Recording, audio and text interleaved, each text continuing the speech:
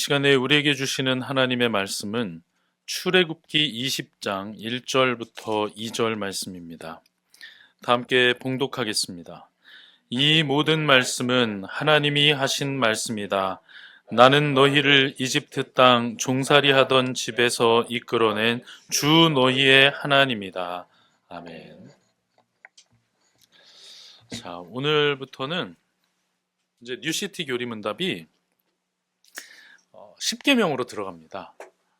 지난번에 우리가 이제 말씀을 쭉 볼 때 하나님을 어떻게 영화롭게 할 수 있는가라고 할 때 하나님의 말씀, 율법, 계명, 하나님의 계명을 잘 지키고 순종하는 것을 통해서 영광 돌릴 수 있다. 그렇게 말씀을 했고요. 그 계명의 핵심적인 내용이 무엇이냐라고 할 때 7문에서 예수님께서 하나님 사랑, 이웃 사랑으로 정리해 주셨다라는 말씀을 나눴어요. 그래서 그런 내용을 바탕으로 이제 제2의 종교개혁이라고 말씀을 좀 전했습니다. 이제 그러니까 자연스럽게 또 이어지는 질문은 그 계명을 좀 알고 싶다는 거죠.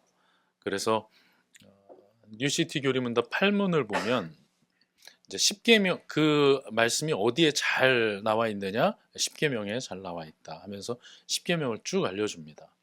그런데 10계명을 2계명, 3계명씩 묶어서 한 번에 할 수는 없잖아요. 그래서 여기서부터는 좀 속도를 딱 늦춰서 뉴시티 교리문답은 52문 안에 다 집어넣어야 하다 보니까 10계명을 2문, 3문 이렇게 하나로 묶어서 쭉 설명을 하거든요. 근데 이 10계명 부분에 있어서는 우리가 한 계명씩 좀 보는 게 좋겠다 하는 생각이 들어서 10계명을 하니까 제 생각에는 매월 마지막 주마다 하는 이 교리와 관련된 말씀을 거의 1년 정도는 10계명을 계속 보게 되지 않을까 하는 생각이 듭니다. 그래서 저는 좀 재미있을 것 같다 하는 생각이 들어요. 자, 10계명을 그러면 설교를 하면 몇 번 정도 할까요? 너무 쉬우니까 뭐 날 놀리나? 좀 이런 표정인데요. 몇 번 정도 할까요? 10번? 네, 10번 보통 그러겠죠. 그런데 여러분, 우리가 놓치고 있는 부분이 있어서 그래요. 그게 바로 오늘 우리가 읽은 머리말 부분입니다. 그래서 10계명 설교를 하려면 최소한 11번을 해야 맞습니다. 우리가 머리말이라고 하면 좀 가볍게 여기는 부분이 있거든요. 그런데 그렇지 않다는 거죠. 여러분 10계명 다 알아요? 오늘 청소년부 아마 다 해가지고 다 알 것 같은데 이제는 청소년부는 10계명을 지금 세번역 성경으로 토시 하나 안 틀리고 할 수 있으면 뭐 너무 좋죠. 그런데 저는 머리가 안 좋아서 그렇게 못합니다 라고 하면 최소한 10개의 내용이 뭔지는 알고 있어야 된다. 그리고 이 10개의 내용을 최소한 순서대로는 알고 있어야 한다. 어떤 계명은요, 그 계명이 놓여져 있는 자리가 이미 신학적이에요.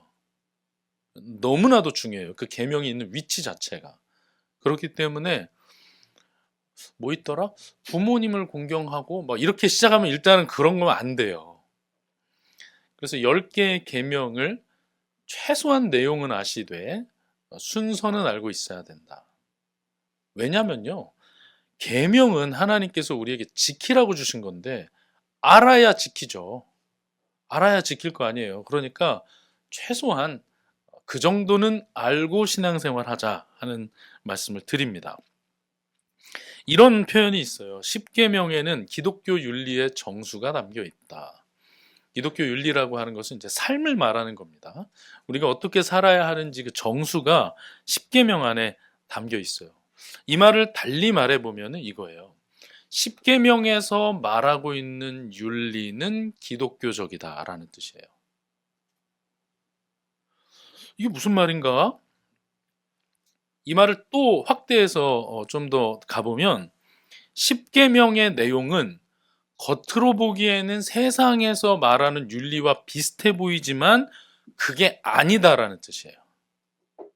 뭐 예를 들면 살인하지 말라. 얼마나 뭐 부모 공경해라. 뭐 이런 식으로 5계명에서 10계명까지는 다 그런 거 아니겠어요? 부모를 공경하라. 살인하지 말라. 간음하지 말라. 도둑질하지 말라. 거짓말하지 말라. 남의 것 탐내지 말라. 뭐 이런 거. 이 세상에서도 보기에는 그래야지. 당연히 그래야지. 이렇게 생각을 할 수 있지만 바탕이 다르다는 거예요. 바탕이 다르기 때문에 큰 차이가 있다는 겁니다. 어떤 차이가 있는가? 자, 여기에서 머리말의 중요성이 있습니다. 그래서 머리말을 똑 떼버리고 그냥 1계명부터 들어가는 것은 그렇게 적절치가 않다는 거예요. 여러분, 10계명에 나와 있는 말씀, 그 내용이 윤리라고 했잖아요. 우리 삶하고 굉장히 밀접하게 관계되어 있거든요.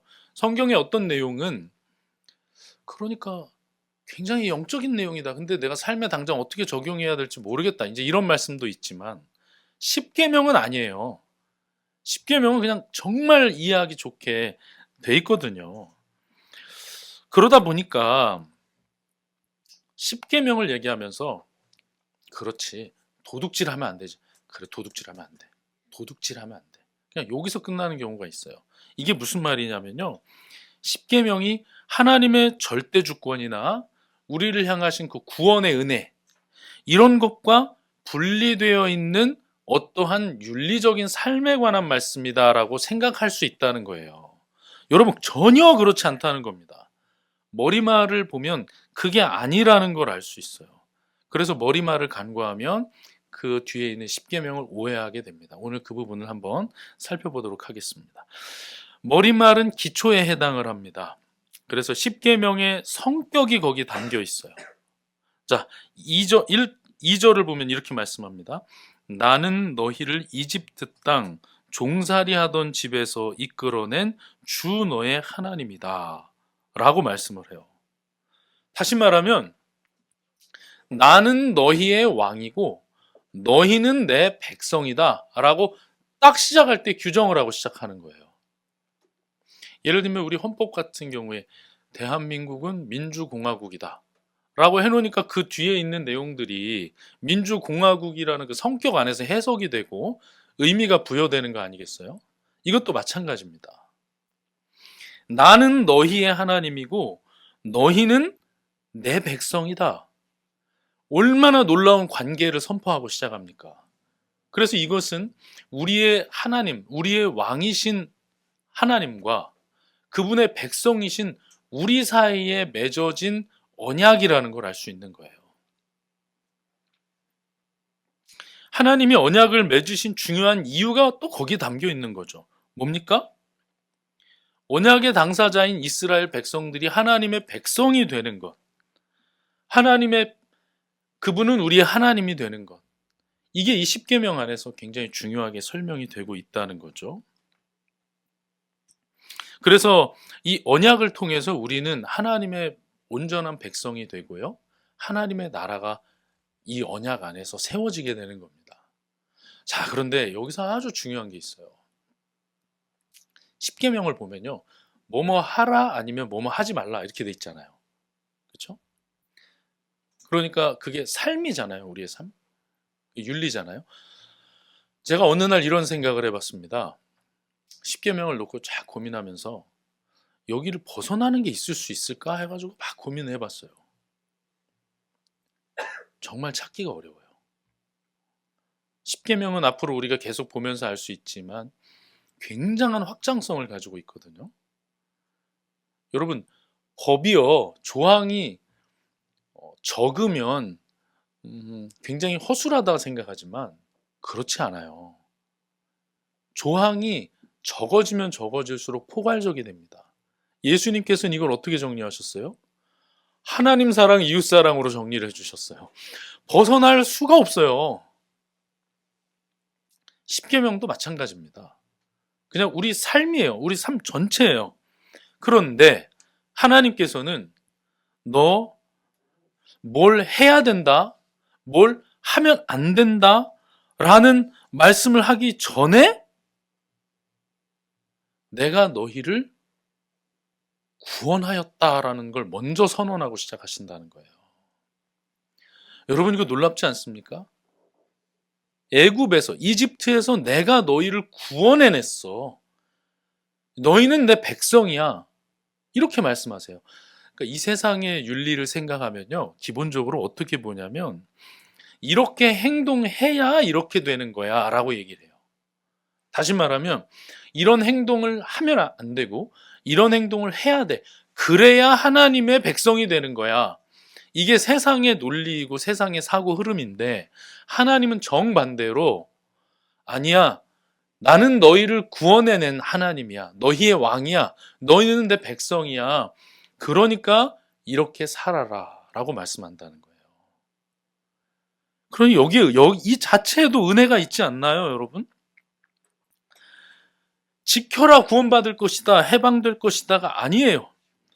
나는 너희를 이집트에서 구원해냈다. 이집트가 어떤 곳이었습니까? 나는 너희를 구원해낸 주 너희의 하나님이다.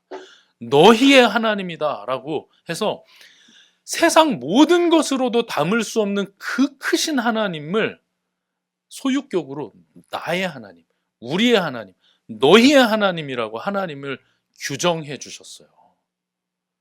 그래서 이 머릿말에는 이미 그 안에 은혜가 충만하게 담겨 있습니다. 그 안에 스토리가 담겨 있죠. 아, 그렇지. 그분이 하신 일이 어떤 것인가. 거기서 애굽에서 우리를 구원해내신 거죠. 또 그분은 우리와 어떤 관계인가. 그분은 우리의 하나님이고 우리는 그분의 백성이죠. 그분은 어떤 분인가? 주님이시다. 예전 성경에서는 이 주님을 뭐라고 써놨죠? 여호와라고 번역을 해놨어요. 하나님의 이름을 말씀하시면서 그분의 존재를 말씀하신다는 거죠. 하나님이 하신 일이 이렇고 하나님과 우리의 관계가 이렇고 하나님의 존재가 이러하시다라는 것을 서문 안에 분명하게 담아두고 계세요. 그래서 그걸 통해서 우리에게 요구하시는 것은 우리 하나님, 이 하나님만 진정 우리의 하나님 되게 하시는 충성의 의무를 우리에게 말씀하시는 것이고 앞으로 주어질 계명에 마땅히 순종해야 하는 순종의 의무를 우리에게 부여하시는 겁니다. 저는 그래서 이 10계명을 보면 볼수록 특히 이 서문, 머리말을 보면 볼수록 이거 짧은 말씀에 참 많은 내용이 담겨 있다 그런 생각을 하게 돼요. 저는 그 중에 특별히 한 가지에 더 주목하고 싶습니다. 제가 예전에 여러분들께 이런 말씀 드린 적 있죠. 사람은 그래요. 사람은 지금까지 오랫동안 같이 해온 사람보다 앞으로 같이 할 사람에게 마음이 확 기울어 버립니다. 그냥 우리가 생각할 때는 그래도 지금까지 같이 했으니까 정도 들었고 서로 잘 알기도 하고 너무 좋잖아요. 그런데 우리 인간은요, 그렇게 이타적인 존재가 아니에요. 이기적인 존재여서 앞으로 올 사람에게, 앞으로 함께 할 사람에게 훨씬 더 마음과 에너지를 나중에 쓰게 됩니다. 얼마 지나지 않아서. 그런데 오늘 하나님은요, 하나님이 앞으로 내가 너희를 인도할 하나님이다. 이렇게 말씀하지 않으셨어요. 너희를 이집트에서 구원해낸 하나님이다. 내가 너희와 함께 해온 그 하나님이다. 라는 말씀을 하세요. 이 안에서 변화가 일어나길 바랍니다. 나에게 뭔가를 막 해 주실 것으로 기대되는 어떤 존재, 그것이 하나님이어도 그분을 바라보면서 앞으로 내가 이렇게 하면 하나님이 이렇게 해주시겠지라고 하는 기브앤테이크의 이상한 관계로 하나님과 나를 나도 모르게 규정할 때가 얼마나 많은지 몰라요. 그런데 하나님과 우리의 관계는 이미 하나님이 충만히 베풀어 주신 그 은혜 안에서 설명이 됩니다. 하나님은요, 우리에게 많은 은혜를 이미 베풀어 주셨어요. 믿습니까? 예. 저는 하루하루 지날수록 어젯밤에도 사실 그걸 제가 많이 느끼고 더 많이 감사하는 시간을 가졌는데 하나님은 이미 우리에게 은혜를 베풀어 주셨고요. 하나님은 이미 믿을 수 있는 근거들을 많이 주시고 믿으라고 하세요. 여러분 이 말 믿으시기 바랍니다. 하나님이 우리에게 믿으라고 하실 때는 이미 믿을 수 있는 많은 근거를 주고 믿으라고 하시고요. 내가 너희의 하나님이다. 내가 너희의 왕이다. 너희는 내 백성이다 라고 말씀하실 때는 이미 하나님의 보호가 벌써 한참 전부터 함께한 후에 하나님께서 우리에게 그걸 말씀하시고 관계를 말씀하세요. 여러분 한번 하나님을 돌아보면서 한번 스스로를 좀 생각해 보십시오. 하나님이 이미 얼마나 우리에게 많은 은혜를 베풀어 주셨는가. 하나님이 이미 얼마나 우리 안에서 이미 깊은 곳에서 나의 삶을 주장하고 이끌고 계셨는가. 하나님을 신뢰할 수 있길 바랍니다. 하나님을 그냥 신뢰하는 게 아니라 하나님이 이미 우리 가운데 행하신 일을 기억하며 하나님을 신뢰하실 수 있기를 바랍니다. 뒤에 나와 있는 십계명의 여러 내용들을 보면요. 하나님에 대한 이 절대적인 신뢰, 기억 없으면 지킬 수 없는 걸 말씀하세요. 몇 가지 예를 들어볼까요? 하나만 몇 가지 예를 들어볼게요. 첫 번째 계명이 뭡니까? 나 외에 다른 신을 내게 두지 말라잖아요. 나 외에 다른 신 섬기지 말라는 거 아니에요. 하나님을 신뢰하지 못하면 어떻게 그 말에 반응할 수가 있어요? 여러분, 우리가 누군가에게 얘기할 때, 야, 넌 나만 믿어. 나 못 믿냐? 나만 믿어. 자, 이렇게 얘기한다는 것은 얼마나 절대적인 신뢰 관계를 의미하는 겁니까? 또 하나 예를 들어볼까요? 안식일 어때요? 사계명에서 안식일을 기억하여 거룩히 지키라고 말씀하셨잖아요. 그거는 진짜 하나님 신뢰 못하면 못하는 거예요. 어떻게 우리가 하나님을 신뢰하지 못하는데 주일을 성수합니까? 다른 사람들은 그 시간에 일해서 더 돈을 벌고 그 시간에 공부해서 더 앞서 나가는데 우리는 거기에 쉼표를 찍고 하나님을 예배하겠다고 모이지 않습니까? 또 다른 사람은 그 돈을 모아서 적금을 드는데 우리는 헌금을 하고 11조를 하면서 하나님을 얼마나 신뢰하고 있음을 세상 사람들하고는 다르게 보여주잖아요. 하나님을 향한 신뢰가 없으면요, 십계명 우리 지킬 수 없어요. 제가 11조 방금 말씀드렸는데 이거는 그러면 어디에 해당될까요? 8계명에 해당됩니다. 도둑질하지 말라에 해당돼요. 성경에서 말씀했어요. 내 것을 도적질하는 거라고 말씀했어요. 하나님을 신뢰하지 못하면 어떻게 하나님만 섬기고 어떻게 안식일을 기억하여 거룩히 지키고 어떻게 도둑질하지 않고 살아갑니까? 하나님을 신뢰하지 못하면. 그러니까 여러분 제가 처음에 말씀드린 것처럼 단지 깨끗하게 살아라. 단지 좋은 사람 되어라. 라고 말씀하는 게 아니라 하나님을 신뢰하라는 거예요. 단지 너의 고매한 인격으로 너의 고상한 의지로 감당해내라 라고 말씀하는 게 아니라 하나님과 이미 우리가 쌓아놓은 스토리 안에서 하나님을 신뢰하라고, 내가 너희를 실망시킨 적이 없으니 너희는 나만 믿으라고 말씀하는 거예요. 그러면서 10계명의 10개 계명을 쭉 말씀합니다. 이것이 우리가 하나님을 예배해야 하는 이유이고요. 하나님의 계명을 중심에 두어야 하는 이유입니다. 그리고 우리는 앞에서 뉴시티 교리문답 쭉 봐왔던 것처럼 그 계명을 마음에 두고 감사하고 순종함으로 하나님께 영광 돌릴 수 있는 거예요. 여러분, 그 계명에 순종한다는 것은 이제 보니 단지 도둑질하지 않는다는 게 아니라 하나님을 사랑해요 하는 고백이잖아요. 하나님을 우리는 신뢰해요 하는 고백이잖아요. 그래서 예수님께서 이걸 계명을 어떻게 정리하셨다고요? 1계명에서 4계명은 하나님 사랑으로 정리해 주셨고 5계명에서 10계명은 이웃 사랑으로 정리해 주신 거잖아요. 주 안에서 사랑하는 형제 자매 여러분, 먼저 하나님이 어떤 분인지를 자꾸 알아가기를 바랍니다. 하나님이 우리 안에 이미 이루신 일들을 기억하길 바랍니다.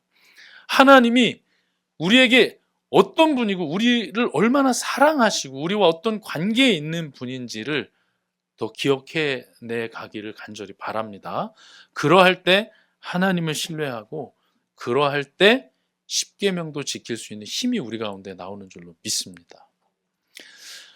어제 참 여러 가지 일들이 있었는데요.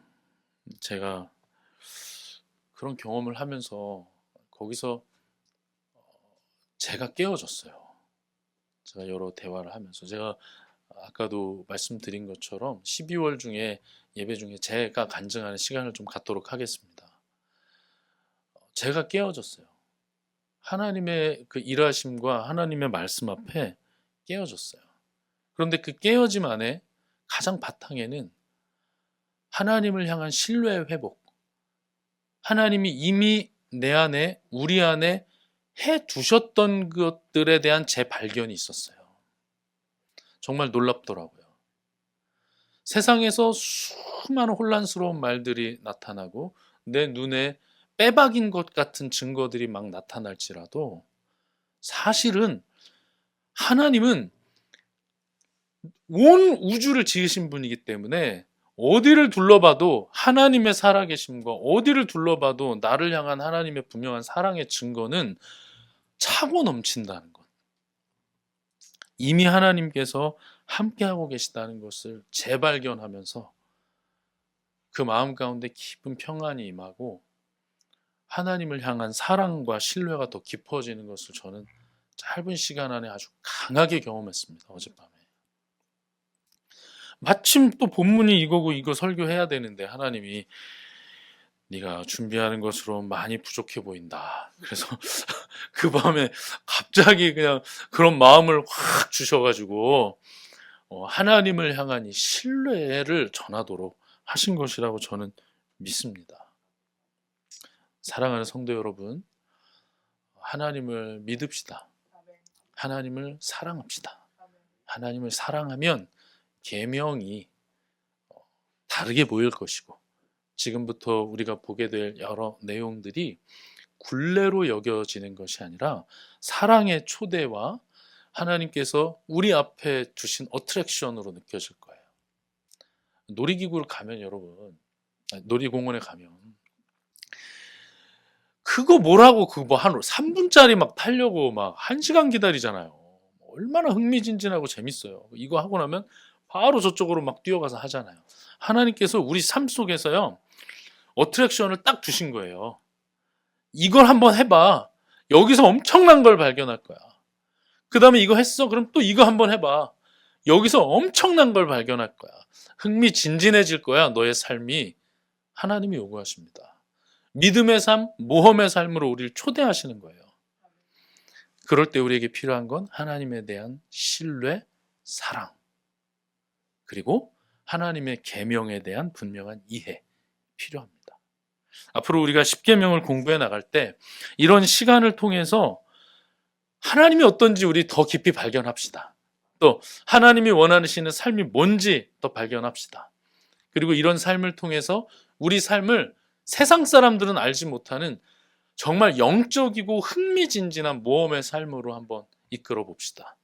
그렇게 할 때 하나님께서 우리를 기뻐하시고 우리가 하나님을 삶으로 드러내는 복된 삶을 살게 해주실 줄로 믿습니다. 우리 교회가 그런 교회 되기를 간절히 축원합니다.